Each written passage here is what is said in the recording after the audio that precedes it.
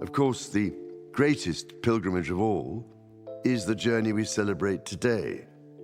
The story of the one who came down to earth from heaven, whose shelter was a stable, and who shared his life with the poor and lowly.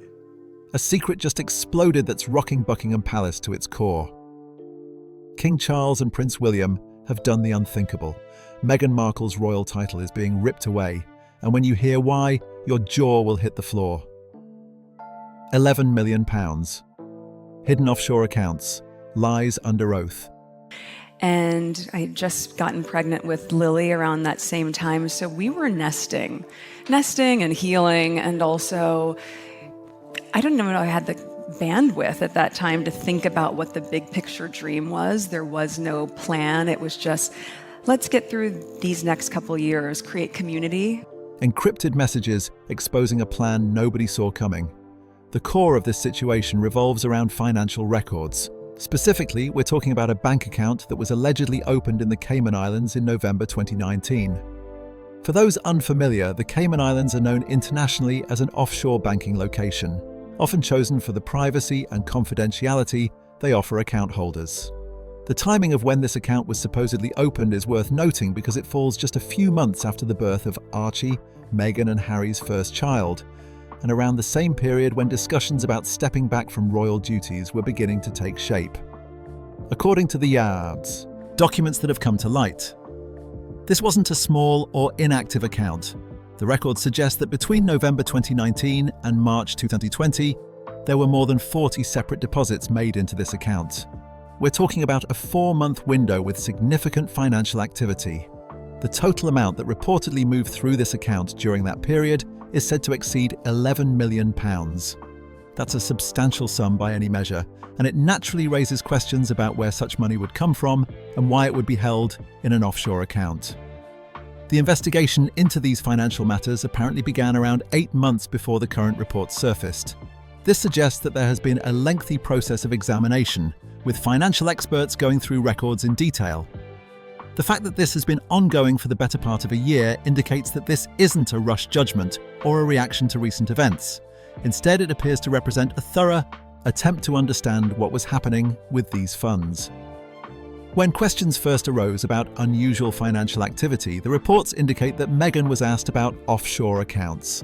The claim is that she denied having any knowledge of such accounts in formal written communication with senior royal household staff, including the King's private secretary. If accurate, this denial becomes significant because it was made in an official capacity at a time when there would have been an expectation of complete transparency about financial matters. The investigation didn't end with that initial denial. Teams of financial experts reportedly traced where some of the money in the account came from. What they found, according to these reports, adds another layer of complexity to the situation. At least 14 of the deposits allegedly came not from individuals or family members, but from corporate entities. These weren't companies based in the United Kingdom either. The reports suggest they were located in places like Dubai, Singapore, and Luxembourg. What makes this particularly noteworthy is the description of these corporate structures. The investigative summary apparently describes them as having unclear ownership structures with no disclosed relationship to Meghan. In other words, these weren't transparent business dealings with clear connections that could be easily explained. The opacity of these arrangements naturally leads to questions about what these payments might have been for, especially given that they were happening while Meghan was still a working member of the royal family, using her title and representing the crown in official capacities. The question of what services might have been rendered or what agreements might have been in place becomes central here. When you're a working royal, there are expectations about how you conduct yourself financially. There are rules and protocols in place, and for good reason. The royal family operates with public funding in many respects, and there's a level of accountability that comes with that. Financial transparency is considered essential to maintaining public trust. What added weight to these concerns was the discovery of where some of the money from this account allegedly went. The investigation reportedly found that money wasn't just coming in, substantial amounts were also going out in regular payments. Some of these outgoing transfers allegedly went to individuals and companies whose business activities raised eyebrows among investigators. One recipient was described as a media consultant based in Los Angeles with known connections to tabloid publications. Another was apparently a public relations firm that specializes in what they call reputation management and strategic narrative placement. There was also allegedly a payment to a digital marketing company that focuses on social media and online perception campaigns. These are businesses whose entire model is built around shaping how people and stories are perceived in the media and online. The timing and nature of these payments create an apparent contradiction. During the same period, Meghan and Harry were very publicly expressing concerns about media intrusion. They were involved in legal action against newspapers, and they spoke frequently about feeling that the press was harmful to their well-being and safety. Yet, if these reports are accurate, there was simultaneously an active financial relationship with firms whose business is placing stories and controlling narratives in that same media landscape. The total paid to these types of entities allegedly exceeded £3 million over the course of more than a year. Beyond the financial transactions themselves, the investigation apparently uncovered communications. These were encrypted messages that were reportedly recovered from a device used during the time at Kensington Palace. The recovery of these messages happened under legal authority as part of the financial investigation. What these communications allegedly show is advanced planning rather than spontaneous decision-making. In one exchange from January 2020, just weeks before the announcement about stepping back from royal duties, the reports claim that Meghan discussed securing financial infrastructure for what she called post-royal independence. The language used in these messages, if accurately reported, suggests a level of forward planning. There are references to establishing clean separation of assets and maintaining parallel financial systems that couldn't be audited by family offices. This last point is particularly significant because it suggests an awareness that royal finances are subject to oversight and a deliberate attempt to create systems outside that oversight. Every working royal's financial situation is meant to be transparent and subject to scrutiny. It's part of the accountability that comes with the position. If someone deliberately creates structures to avoid that scrutiny, it raises fundamental questions about intent and trustworthiness.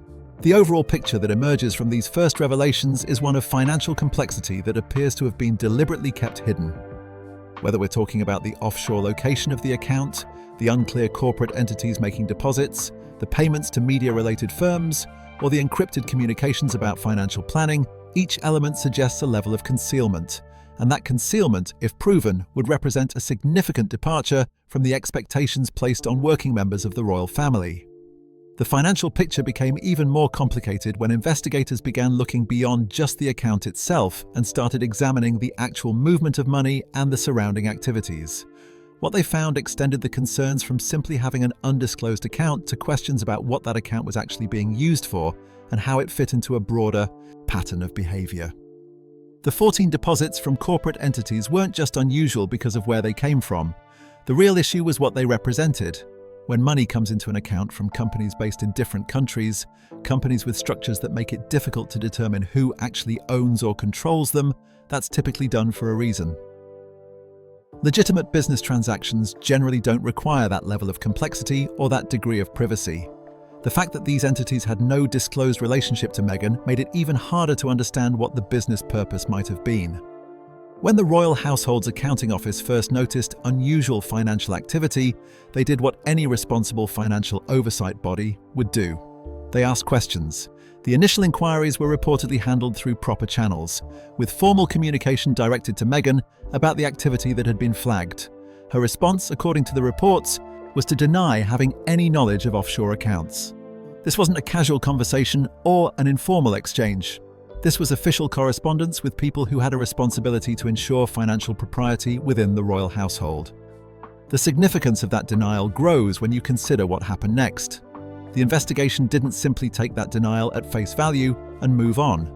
Instead, forensic financial teams continued their work, tracing the origins of the deposits and following the money trail. What they uncovered suggested that the denial was not consistent with the reality of the financial arrangements that existed. The challenge with corporate structures of the type allegedly involved here is that they're designed to be opaque.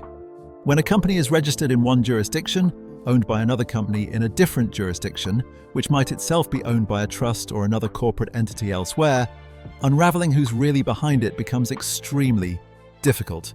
It requires international cooperation between banking authorities and regulatory bodies. It takes time and specialized expertise. The fact that investigators pursued this to the extent they apparently did suggests they viewed the matter as serious enough to warrant that level of effort. What made the situation more troubling was the discovery of where money from the account was going. The outgoing payments weren't going to ordinary expenses or standard business costs. A significant portion was allegedly going to individuals and firms operating in the media and public relations space. Now, it's not unusual for public figures to work with PR professionals or media consultants. What was unusual here was the apparent secrecy surrounding these relationships and the contradiction they created. The media consultant based in Los Angeles who reportedly received payments had connections to tabloid outlets. Tabloids are, of course, the very publications that Meghan and Harry were actively criticizing and, in some cases, suing during this period. The public relations firm that allegedly received funds described its services as reputation management and strategic narrative placement.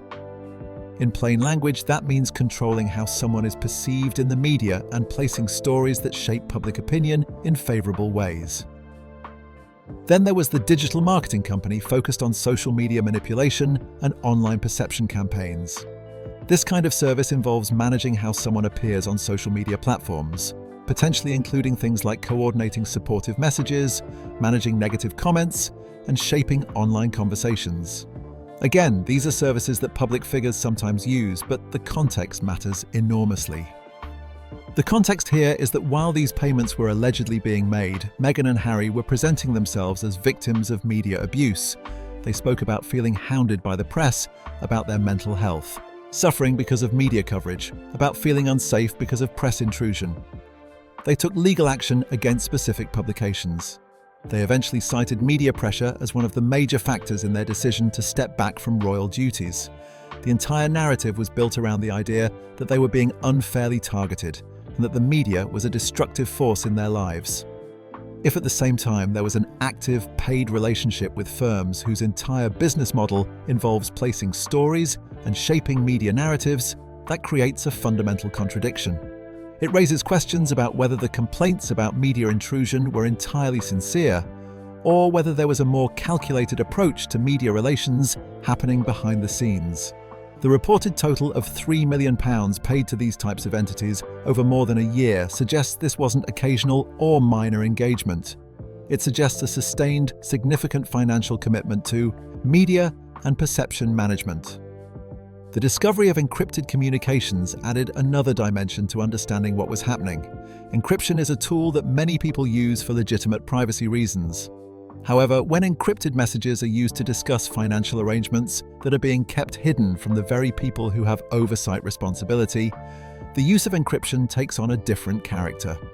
It suggests not just a desire for privacy, but active concealment. The messages from January 2020 are particularly revealing if the reports about them are accurate. This was a crucial time in the timeline of events. The public announcement about stepping back from royal duties came at the beginning of January 2020. It shocked many people because it seemed sudden and unexpected. However, if Meghan was discussing securing financial infrastructure for post-royal independence in encrypted messages around this same time, it suggests the decision was anything but sudden. It suggests there had been planning and preparation happening well before any public announcement was made. The reference to establishing clean separation of assets implies an intention to divide financial matters in a way that would prevent entanglement or oversight. The phrase about maintaining parallel financial systems that cannot be audited by family offices is even more explicit. The royal family has accounting offices that oversee financial matters for working royals. This oversight exists to ensure propriety, to prevent conflicts of interest, and to maintain the standards expected of people in those positions. If someone deliberately creates financial systems designed to evade that oversight, they're essentially saying they don't want to be held to those standards. They're choosing to operate outside the established rules and expectations. This wasn't about ordinary financial privacy. People have every right to manage their personal finances privately within appropriate boundaries. But when you're a working royal, receiving public funding, using a title that carries weight and influence, representing the Crown in official capacities, you accept that your financial arrangements need to be transparent to those responsible for oversight. You accept that there are rules you need to follow. Creating systems specifically designed to circumvent those rules is a different matter entirely. The pattern that emerges from these second-tier revelations is one of deliberate concealment combined with active contradiction between public statements and private actions. The offshore account in a secretive jurisdiction, the corporate structures with unclear ownership, the payments to media operatives while claiming to be media victims, the encrypted communications about avoiding audits. These elements together suggest something more systematic than simple poor judgment or misunderstanding. They suggest planning and intent. What investigators were piecing together was not just a single questionable decision, but what appeared to be a comprehensive approach to maintaining financial arrangements that were kept deliberately separate from the oversight and transparency expected of working royals. The use of encryption, the offshore location, the complex corporate structures, these are all tools that can serve legitimate purposes in some contexts, but when combined in this way, they create a picture of someone who wanted to ensure that certain financial activities remained hidden and unexamined. As the investigation continued to unfold, it revealed dimensions that went beyond just the hidden account and the questionable payments. Investigators discovered that the account had been used to fund activities that had never been disclosed through official channels. Specifically, there were travel expenses that didn't match up with any publicly known trips or official royal engagements. The records showed that the account was used to pay for at least 6 separate trips that don't appear on any official itinerary or in the court circular, which is the daily record of royal engagements and activities. These weren't trips that had been forgotten to be logged or minor oversights in record keeping. These were substantial journeys that involved significant expense and careful arrangement to keep them private. The way these trips were booked adds to the appearance of intentional concealment. Flights were arranged through private charter companies rather than through normal channels. Accommodations were booked through shell companies, which are corporate entities that exist primarily on paper and are often used to obscure the real identity of who's making a transaction. Credit cards that were linked to the hidden offshore account were used to pay for expenses during these trips. Every aspect of the arrangements seems to have been designed to avoid leaving a trail that would connect back to Meghan in any obvious way. The destinations of these undisclosed trips are interesting in their own right. 3 of the trips were to Los Angeles, 2 were to New York, and 1 was to the south of France. These trips all took place before the official move to California, which means they were happening while Meghan was still a working member of the royal family, still living in royal residences, and still bound by the protocols and expectations that come with that position. The timing matters because working royals operate under certain rules. Their travel is meant to be coordinated and known to the royal household. There are security considerations, scheduling considerations, and accountability considerations. When someone takes multiple international trips without any of that coordination or disclosure, it raises obvious questions about what the purpose of those trips was and why normal procedures weren't followed.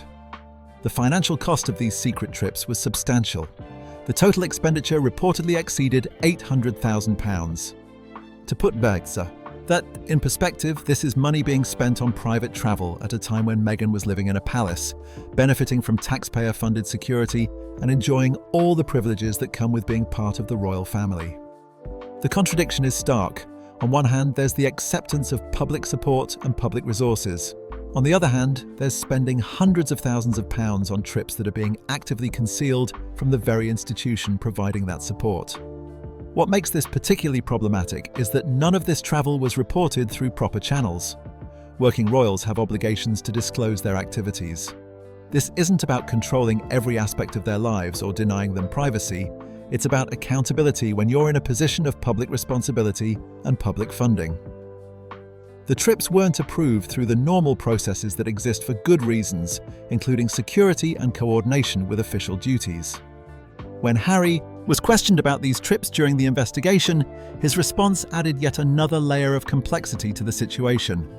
According to reports, he stated under oath to Royal Legal Counsel that he had no knowledge of them. He claimed to be unaware of the offshore account itself, unaware of the payments to media operatives, and unaware of the secret travel. This testimony was given in a formal legal context where there would be serious consequences for providing false information. If Harry's testimony is truthful, it means his wife was conducting elaborate financial operations without his knowledge. It means she was taking international trips, spending enormous sums of money, maintaining a hidden account with millions of pounds flowing through it, and he knew nothing about any of it. That would suggest a level of deception within the marriage itself that's quite extraordinary. It would mean systematic lying to her husband about significant aspects of her activities and financial dealings. Alternatively, if Harry's testimony isn't entirely accurate, that raises a completely different set of questions about his own level of involvement and awareness. It would mean both of them were involved in these concealed activities, and his claim of ignorance would itself be part of the concealment. Either scenario presents serious problems, but they're different kinds of problems with different implications. The picture that emerges is one of profound dysfunction, regardless of which interpretation is correct. Either there was major deception happening within the marriage, or there was joint participation in activities that required deception toward the royal family and institution.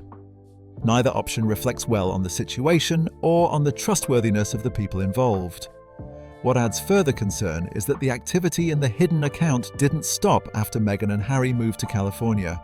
The investigation found that deposits continued to arrive and payments continued to go out even after they had left their working royal roles and relocated to the United States. This continued activity suggests that whatever the account was being used for, it wasn't something that ended with their departure from official duties. More remarkably, some of the incoming funds during this California period allegedly came from production companies and entertainment industry entities. The amounts involved reportedly correspond almost exactly with deals that were publicly announced as joint ventures between Harry and Meghan. The Netflix deal, for example, was presented to the public as a partnership, with both of them involved as equal partners building their brand together. However, the financial reality suggested by these documents tells a very different story. A significant portion of the advance payments, money that logically should have been split between them or managed jointly as partnership income, was allegedly being directed into Meghan's hidden account. Exclusively. This wasn't money going into a shared account that both had access to. This was money going into an account that, according to Harry's own testimony, he didn't even know existed. We're talking about substantial sums here. These are millions of pounds that should have represented their shared business ventures and their joint financial future. Instead, if the reports are accurate, this money was being diverted into an account that only one person controlled and that the other person had no access to and apparently no knowledge of. The implications for their financial partnership are significant, but so are the implications for basic trust and honesty. The question becomes unavoidable at this point. If Harry truly didn't know about these financial arrangements, what does that say about the relationship and about Meghan's willingness to deceive someone she's supposed to be in partnership with? And if these were deals that were supposed to benefit both of them, that were publicly presented as joint ventures, how can it be acceptable for the money to flow exclusively to one person's secret account? From a purely practical standpoint, this also raises questions about the legitimacy of how these business deals were structured and how the money was managed. When you enter into business partnerships, especially high-value entertainment deals worth millions of pounds, there are typically clear agreements about how money gets distributed. There are contracts, there are accountants, there are managers involved. For money to be diverted from what should be joint income into a personal hidden account suggests either a failure of proper business structures or an active circumvention of them. The travel, the continued account activity, Harry's claimed lack of knowledge, and the diversion of joint venture money all paint a picture of financial arrangements that were not only hidden from the royal family, but potentially hidden from Harry himself. Each revelation adds to a growing sense that there was a systematic approach to concealment that extended across multiple areas of activity over an extended period of time. This wasn't a single mistake or a one-time lapse in judgment. This appears to have been an ongoing pattern of behavior involving millions of pounds and multiple types of financial activity, all kept deliberately secret from those who had reason to know about it. Given the accumulation of evidence and the seriousness of what the investigation had uncovered, King Charles and Prince William were faced with a decision that would have significant implications regardless of which direction they chose. The question wasn't simply about whether rules had been broken or protocols had been violated. It was about what holding a royal title means and what standards of conduct are required of those who carry such titles. According to sources familiar with the discussions, King Charles spent considerable time weighing the options before him. He understood fully that any action taken would generate intense scrutiny and criticism. He knew that stripping someone of a royal title is an extraordinary measure that would be interpreted and analysed from every possible angle. He was aware that it would likely fuel accusations of institutional cruelty and family dysfunction, and that the media response would be intense and prolonged.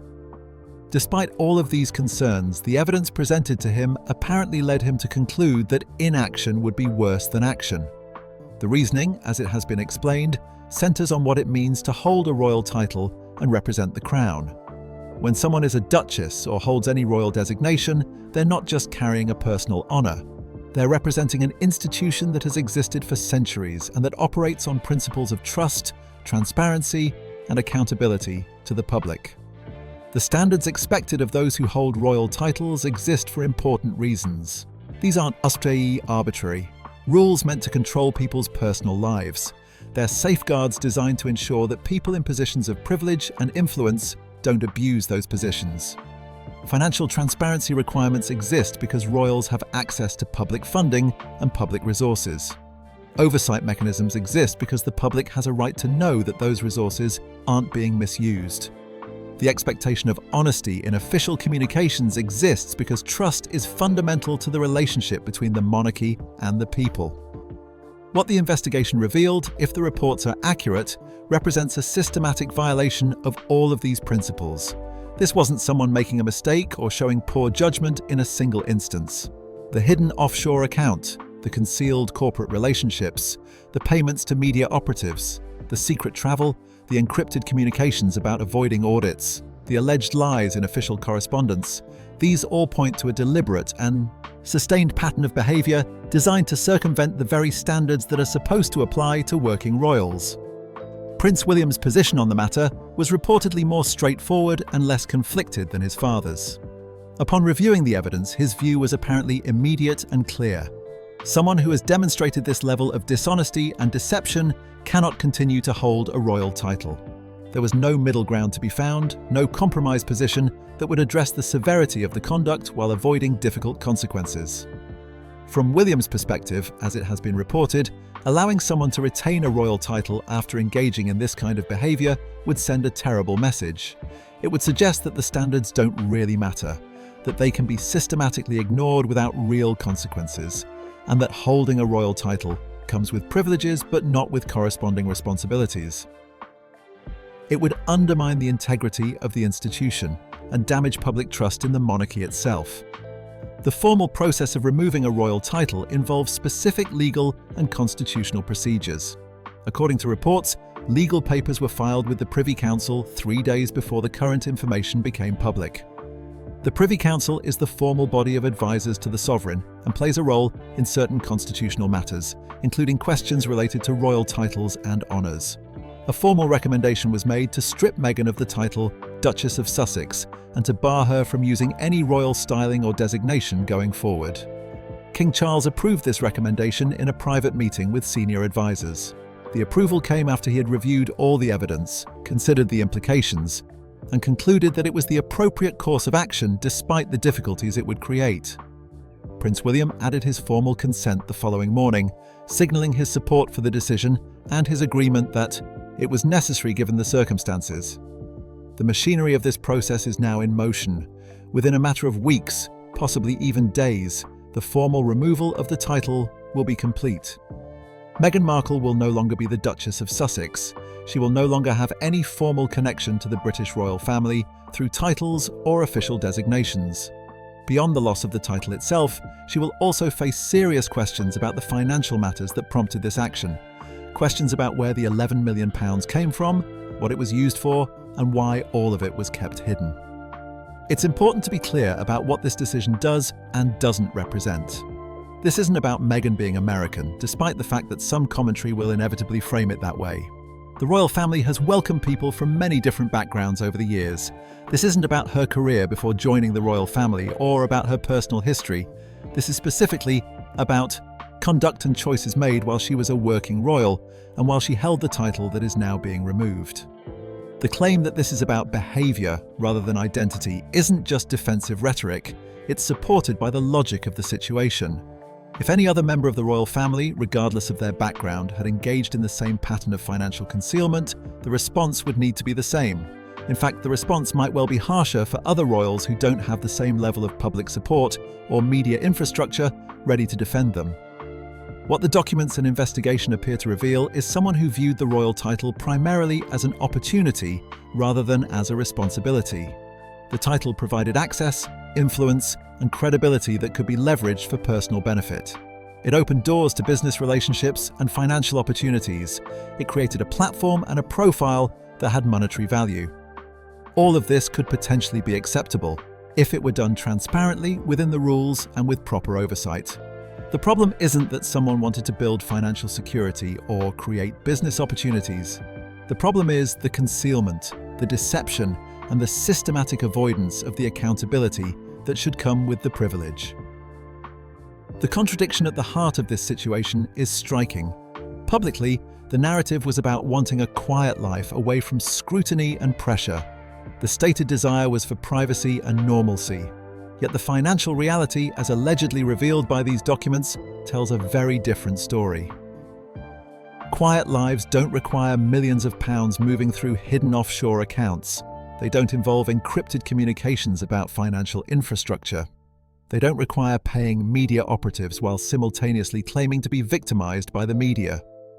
The long-term implications of these revelations extend beyond just the question of whether Meghan keeps or loses her title. They raise broader questions about truthfulness and credibility. If there has been this level of deception about financial matters, what else might not be as it was presented? The royal family is reportedly now reviewing other claims and statements, including things said in high-profile interviews, in documentaries, and in published works. When someone is shown to have been systematically dishonest about one major area of their life, it becomes reasonable to question whether they've been truthful about other things. This represents a significant moment for the institution of the monarchy. It's a point where a line has been drawn and a clear message has been sent. The message is that there are standards that matter, that titles come with responsibilities, and that there are consequences for violating those responsibilities. The decision to remove the title, knowing full well the backlash it would generate, shows a willingness to prioritize institutional integrity over avoiding difficult headlines or managing public perception. The truth that emerges from all of this, setting aside speculation and focusing on what the documents reportedly show, is that there was systematic financial deception while Meghan was a working royal. There were millions of pounds concealed in offshore accounts. There were business relationships hidden from those who should have known about them. There were allegedly false statements made in official communications. And when the evidence finally came to light through a thorough investigation, the institution responded by taking the only action that maintained its standards and its credibility, which was to remove the title that had been used during the period when this conduct occurred.